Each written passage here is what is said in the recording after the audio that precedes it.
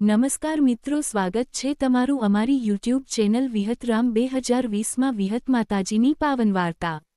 જૂના સમયમાં ગુજરાતના એક નાના ગામમાં લોકો ખૂબ ભોળા અને ભક્તિભાવવાળા રહેતા હતા। ગામ ચારે બાજુ હરિયાળા ખેતરો અને વચ્ચે નાનું તળાવ।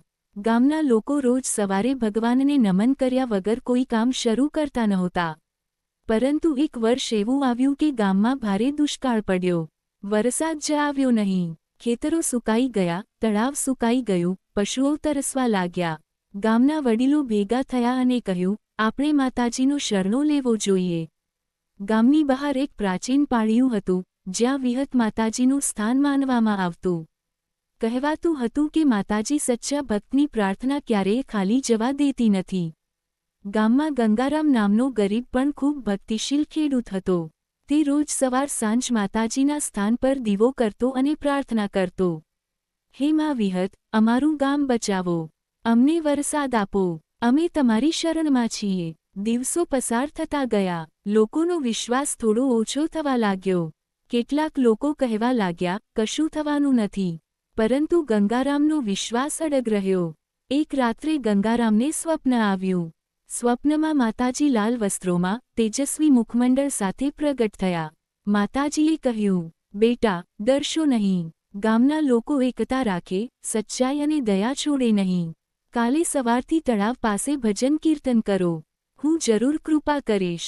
ગંગારામે સવારે ગામમાં બધાને વાત કહી।